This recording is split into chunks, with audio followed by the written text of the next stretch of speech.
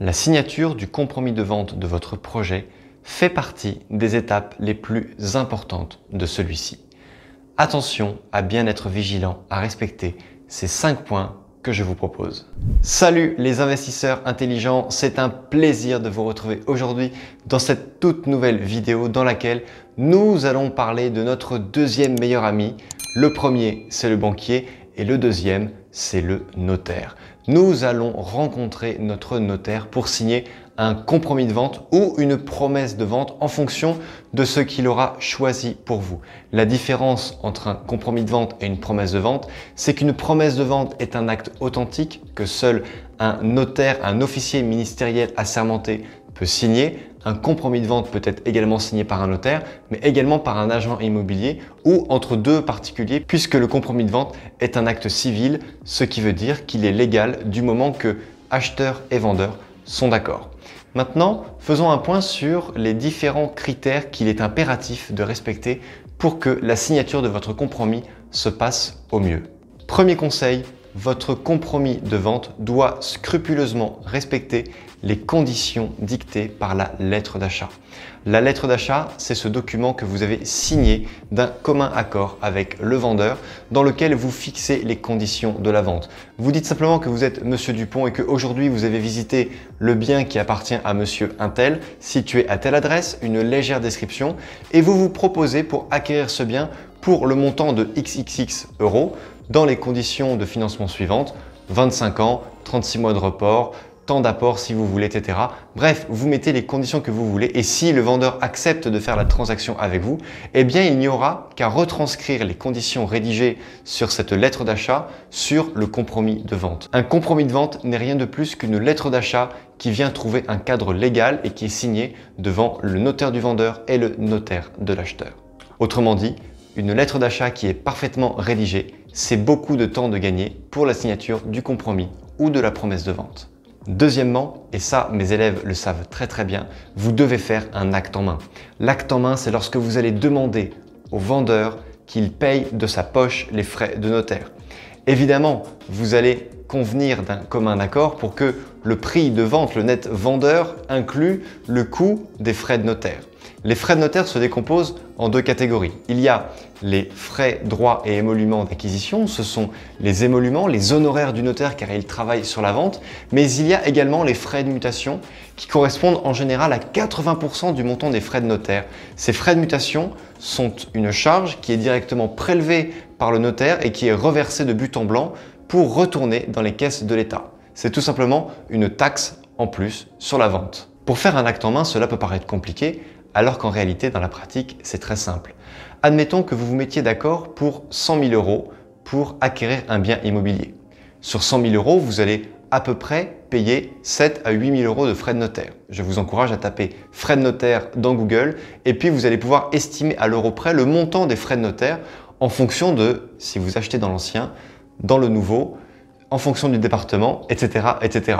Ce que je veux dire par là, c'est qu'une fois que vous connaissez à l'euro près le montant des frais de notaire qui va être payé, eh bien vous allez dire au vendeur, écoutez, on s'est mis d'accord pour 100 000 euros sur ce bien-là. Moi, sur ce bien-là, j'ai exactement 7 500 euros de frais de notaire.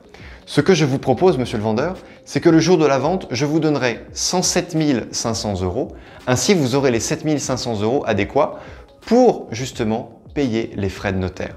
De cette manière, je peux dire à mon banquier que la transaction est de 107 500 euros. Il ne saura pas que les frais de notaire seront à payer par vous, monsieur le vendeur. Et de cette manière, comme il est de nos jours de plus en plus difficile d'obtenir un financement à 110%, 110%, ça veut simplement dire que les frais de notaire sont avancés par la banque, eh bien, on ne parlera plus jamais de 110% puisque dans 100% du prix, les frais de notaire sont inclus. Il n'y a là rien de bien original puisque le terme acte en main est un terme qui est consacré dans la profession des notaires. Vous n'avez donc qu'à demander au notaire du vendeur et au notaire de l'acheteur de rédiger un acte en main et ils le feront puisque c'est vous qui êtes le client. Troisième point, faites attention à la valorisation des meubles.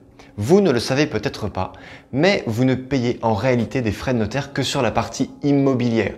Ce qui veut dire que si le vendeur se sépare de son bien immobilier, alors qu'il y a dans le bien en question encore du mobilier, comme par exemple un canapé, une table, une cuisine équipée ou bref, différents mobiliers, eh bien vous pouvez dire écoutez, moi j'achète ce bien-là 100 000 euros, mais il y a 5 000 euros de meubles.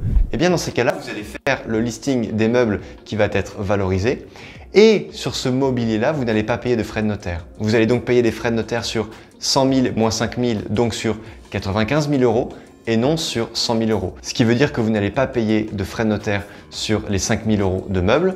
7% de 5 000 euros, 7 x 5, 35, ça fait 350 euros d'économiser, mais ça peut faire également 3 500 euros d'économiser sur une vente de 1 million d'euros. Ça peut donc faire très vite une petite différence, mais là où je veux attirer votre attention, c'est que si vous mettez le détail du mobilier et de l'immobilier, le banquier va être tenté de ne vous financer que la partie immobilière et donc vous allez vous retrouver à sortir de votre poche les 5 000 euros nécessaires au paiement du mobilier. Vous allez donc vous retrouver dans l'obligation à sortir 5 000 euros de votre poche car le banquier ne voudra pas vous financer le mobilier. Donc attention à ça. Moi pour ma part, je ne valorise plus le mobilier pour ne pas tenter le banquier de ne pas me financer la partie mobilière. Quatrièmement, fixer une date pour la réitération de l'acte authentique le plus loin possible. Par habitude, je mets toujours 3 mois parce que 3 mois est suffisant pour trouver un crédit, pour purger les délais légaux et pour permettre aux notaires de faire leur travail et permettre une bonne transaction. Aujourd'hui, si vous dites aux banques qui sont accablées de transactions et de demandes de crédit, eh bien, elles traitent tous les dossiers en retard. Donc si vous signez un dossier de vente le 1er janvier du mois et que vous fixez une réitération au 28 février, vous pouvez être sûr que le banquier ne va pas se pencher sur votre dossier avant le 25 février. Et le temps qu'il débloque en interne les fonds, qu'il en rende compte à sa hiérarchie, etc., vous n'allez absolument rien signer avant le 15 mars. Vous devez donc prendre les devants comme un investisseur intelligent et demander au minimum 3 mois de délai. En plus, de manière fréquente, sur les 3 mois, il peut y avoir les fêtes de fin d'année, pendant laquelle, pendant 15 jours, eh bien, toute la France s'arrête. Il peut également y avoir tous les ponts du mois de mai pendant lesquels la France s'arrête. Il peut y avoir juillet-août pendant lesquels la France ne s'arrête peut-être pas, mais elle est quand même bien ralentie par les grandes vacances. Donc, prenez ces délais en compte parce que ce sont des moments où nos banquiers qui sont de purs bureaucrates ne travaillent pas. Ils sont à la plage. Cinquièmement, insérez dans votre contrat de vente une faculté de substitution. La faculté de substitution permet à une autre personne, le plus souvent une personne morale, de se substituer à vous le jour de la réitération de l'acte authentique, le jour où vous allez signer le document qui vous rendra pleinement propriétaire de votre nouvelle acquisition. Clairement, à quoi sert cette faculté de substitution? Cette faculté, elle est utile lorsque vous faites un projet immobilier et que vous vous rendez compte après coup que vous aimeriez le faire acheter par votre SCI, votre société civile immobilière. Sauf que cette SCI n'est pas encore créée, elle est dans votre esprit, elle est dans les cartons, mais elle n'est pas enregistrée au tribunal de commerce qui fait autorité dans votre région. Donc il faut retourner voir votre notaire ou un expert comptable ou un avocat qui va procéder à la création de cette société civile immobilière. Et le délai qu'il faut pour créer cette société est couramment de 15 jours à 3 semaines. Heureusement que vous avez pris les devants car c'est cette SCI qui va acheter pour vous et non vous. Et cela aurait été impossible à faire si vous n'aviez pas fait de faculté de substitution. Vous comprenez maintenant l'importance de cette petite pirouette qu'il faut faire car c'est vous, Monsieur Dupont, qui allez signer ce compromis de vente alors que c'est la SCI de Monsieur Dupont qui va acheter. L'acte de propriété sera donc fait au nom de la SCI, tout comme le crédit immobilier. Sixième et dernier conseil, peut-être le plus important, vous devez avoir votre notaire. Parce que votre notaire, il vous défend, il vous représente et vous ne devez absolument pas prendre un notaire qui vous a été recommandé par un agent immobilier. Ils peuvent être cul et chemise tous les deux et le notaire reverse une partie de ses honoraires à l'agent immobilier qui fonctionne un petit peu comme un apporteur d'affaires. Ce qui veut dire que le notaire va être intéressé dans la vente qu'il va traiter et s'il y a des choses qui sont peu claires et qui pourraient vous faire vous rétracter, il pourrait être tenté de ne pas vous les communiquer pour ne pas faire capoter entre guillemets la vente. L'idéal pour trouver un notaire, c'est de vous renseigner auprès de vos proches, dans votre famille, auprès de vos amis, dans votre milieu professionnel. Vous avez des personnes qui sont très satisfaites de leur notaire. C'est donc avec ces personnes-là que vous devez traiter. Mais ne prenez jamais le notaire du vendeur et ne prenez jamais le notaire qui vous a été recommandé par l'agent immobilier. Et surtout, ne signez jamais de compromis de vente avec un agent immobilier, sauf si votre notaire est présent, parce qu'un agent immobilier ne saura pas rédiger un acte en main, ne saura pas mettre de faculté de substitution, ne saura pas faire quelque chose qui respecte à 100% les conditions de la lettre d'achat que je vous ai demandé de suivre au point numéro 1 de cette vidéo.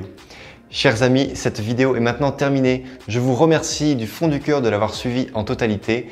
Si vous avez des questions, profitez de cet espace sous la vidéo pour me poser tous les commentaires et toutes les questions qui vous traversent l'esprit sur le sujet du compromis de vente. Vous n'avez pas le droit de faire d'erreur à ce stade-là de votre projet. Vous êtes allé déjà beaucoup trop loin. Ce serait vraiment dommage de tout gâcher. Et enfin, pour terminer, likez cette vidéo si elle vous a plu. Abonnez-vous si ça n'est pas déjà fait. Commentez la vidéo, partagez-la. Et surtout, comme d'habitude, n'oubliez pas, crise ou pas de crise, on fait la route ensemble. Ciao!